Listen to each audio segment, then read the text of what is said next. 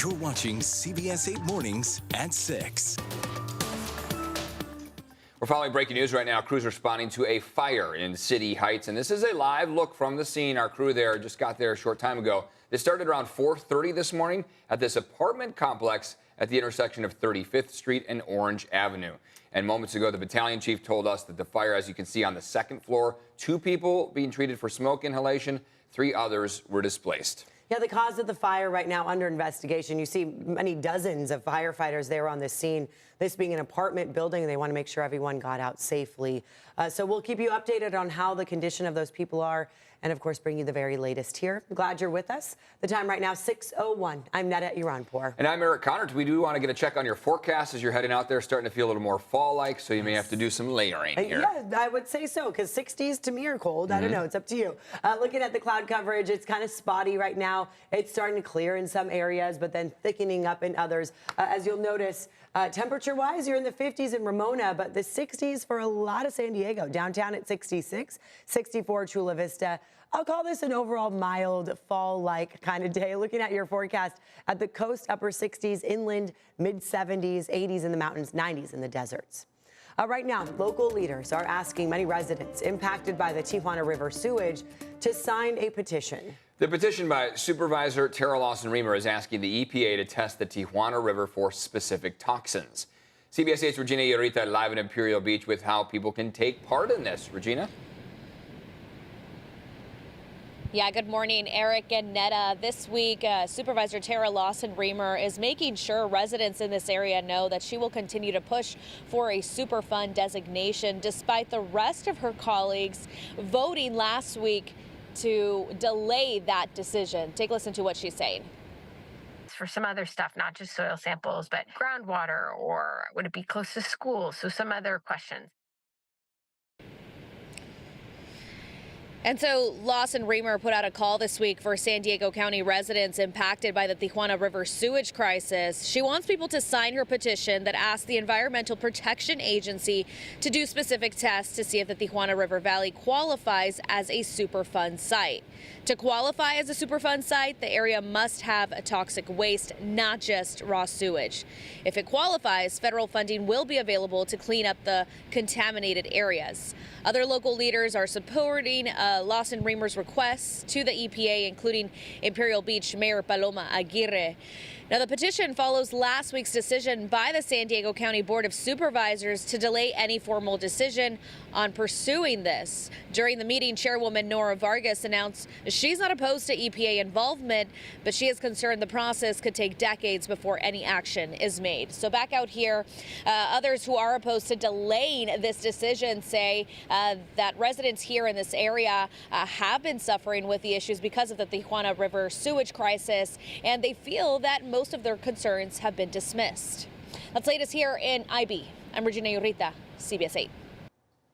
You see that sign right there behind Regina as well. Thank you for that, Regina. Also today, we'll learn more about a lawsuit over that water contamination Regina was just talking about. This afternoon, attorneys representing people who live in Imperial Beach will talk about new legal filings. Advocates will also call for something to be done about what they call a public health and environmental crisis. This morning, we are now hearing from a mother who says her nonverbal autistic son was physically and emotionally abused by an instructor at Creekside Elementary School in Sabre Springs. The boy's family has filed a lawsuit against educational specialist James Reed, the Poway Unified School District, and a contractor that provides classroom aids. The family's attorney claims Reed, quote, terrorized, bullied, and assaulted Connor on a daily basis, and that it happened in front of other employees who did not immediately report it to administrators. Trusted Creekside Elementary, its administrators, teachers, and staff to enrich our child's life. Instead, our child was physically and emotionally abused for months without it being reported. That was Connor's mom speaking there. CBS 8 reached out to Reed for a comment, but he has not responded. The district tells us Reed was put on administrative leave after staff raised concerns about his interactions with a student. He then resigned in February. The aircraft carrier USS Roosevelt returns to San Diego this morning after a 9-month deployment. This is always such a sight to see. The Roosevelt was deployed to the Middle East, supporting security operations and helping keep sea lanes open. So many members will be returning from our military. Families will be waiting for them. The carrier is scheduled to arrive at 9 a.m. You can watch it live on our streaming channel, CBS 8 Plus. Be sure you have it. It's available for free right now on Apple TV, Roku, and Fire TV. This morning, the city of San Diego is cracking down on pedicabs downtown. The city council unanimously passed new regulations. This includes addressing growing concerns over price gouging and drivers charging surprise rates. They'll be required to tell riders how much they'll be charged before the ride begins. Pedicabs will also be banned from playing music. We spoke with a pedicab driver who also already displays his prices, but says the ban on music will impact him the most. Game changer. It's gonna be a completely different business. Yeah, so I'm not even sure I'll be able to survive. And the new regulations are set to go into effect in early to mid-December. This morning, a new state law aims to keep prices at the gas pump from rising dramatically. This law gives the state's Energy Commission the authority to require oil refiners to maintain minimum levels of gasoline on hand. Supporters say this will prevent sudden price increases in case refineries go down for either planned or unplanned maintenance. After signing the bill into law, Governor Gavin Newsom had harsh words for the oil industry. Screwing you. They've been screwing you for years and years and years. There's no other way to put it. Critics of this new legislation, including oil companies and labor groups, say it will ultimately be a bad deal for Californians by driving up overall fuel prices. You still have some time to take part in seeing a rare comet. You can spot it here. It's expected to be visible for the next few weeks, but will get further away and less bright, making it harder to see without a telescope. So here's some photos taken in Mount Laguna, thanks to Patrick here. We also have photos from Kim in Escondido. NASA says this comet, by the way, only appears once every 80,000 years. If you want to try to catch a glimpse, go outside about an hour after sunset and look west. That's a sight worth seeing, since it's basically once in a lifetime. I'm seeing so many people getting these really cool images of it. So love seeing that. That's pretty cool. And boy, that sun going down a lot earlier. We noticed that last night. I keep telling my daughter, it's bedtime. Look, it's so dark outside. 6:15, let's do it. The sun has been setting, obviously, earlier, a minute early each day. So 6:15 is the sunset time right now. An hour later, head outside and see the comet. That's not too late, even for us early risers.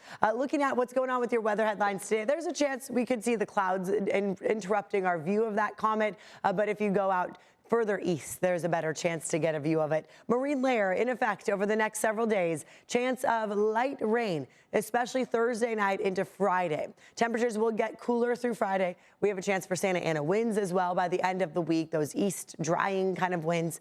Looking at our skies across Southern California, yes, we have that coastal eddy, that marine layer here, but visibility does not seem to be a problem.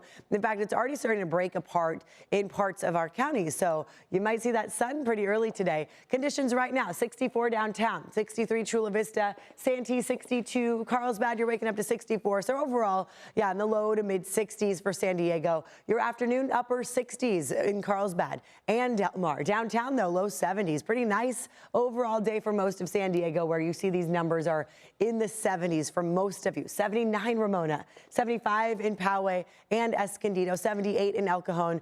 Should be a really comfortable day. As you'll notice, we'll get that clearing each afternoon before the clouds return each night. Each morning, you'll wake you up to cloud coverage. And then by Thursday night, Friday, I do want to show you there's that chance for a little more green showing up here. And that's the day that we're watching for that possibility of actually measurable kind of rain, a little more than that mist that we typically wake up to.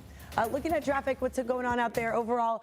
No major incidents except way up north. If you're coming through from perhaps Temecula, does look like on the 76 just outside of Bonsall, there's a crash on the 15 southbound right after the 76, and it is slowing people down right at the 15. So the 15 and the 76, where that all comes together.